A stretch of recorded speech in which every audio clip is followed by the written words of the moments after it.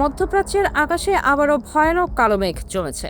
একটি যৌথ অভিযানে গোটা বিশ্বকে নাড়া দেওয়ার মতো এক চরম ঘটনা ঘটে গেছে, যেখানে ইরানের সবচেয়ে গোপনীয় গোয়েন্দা সংস্থার প্রধানকে নিশানা বানানো হয়েছে।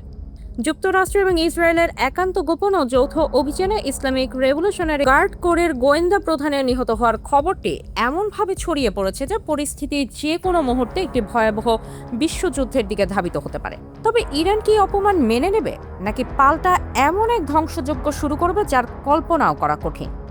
ভিডিওটির শেষ পর্যন্ত থাকুন, কারণ আজকের এই খবরের পেছনে লুকিয়ে আছে এক ভয়ঙ্কর ভবিষ্যতের ইঙ্গিত।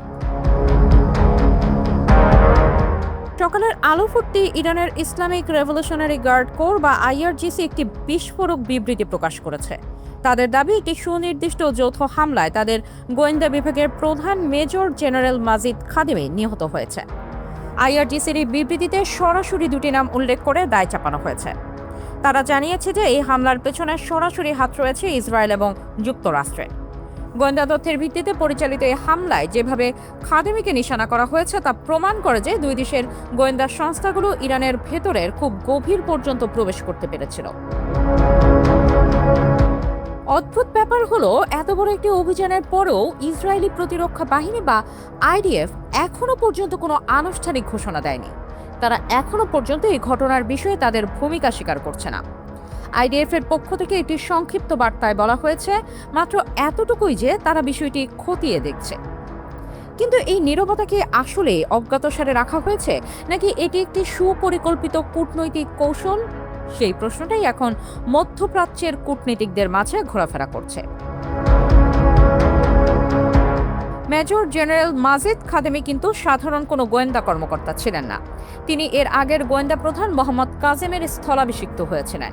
মোহাম্মদ কাজেমি ইরান ও ইসরায়েলের মধ্যে সংঘটিত সেই ভয়াবহ 12 দিনের যুদ্ধে নিহত হয়েছিলেন। গত 2025 সালের 15 জুন ইসরায়েলের একটি সুনির্দিষ্ট হামলায় কাজেমির মৃত্যু হয়েছিল।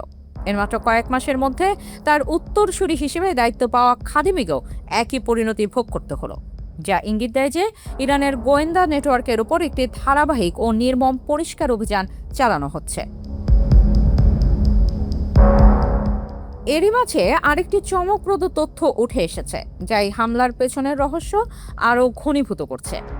গত ফেব্রুয়ারি মাসে, অর্থাৎ যুদ্ধ শুরু হওয়ার আগে, মেজর জেনারেল মাজিদ খাদেমি একটি চরম সতর্কতা জারি করেছিলেন। তিনি স্পষ্ট অভিযোগ করেছিলেন যে মার্কিন প্রেসিডেন্ট ট্রাম্প ইরানের বিরুদ্ধে একটি পূর্ণাঙ্গ যুদ্ধ শুরু করার জন্য মঞ্চ প্রস্তুত করছেন। তার এই সতর্কতা যে কতটা যথার্থ ছিল তা আজ তার নিজের রক্তাক্ত মৃত্যুর মাধ্যমেই প্রমাণিত হলো। এখন প্রশ্ন হলো, ইরান কি এই হামলাকে একটি সাধারণ ঘটনা হিসেবে গ্রহণ করবে?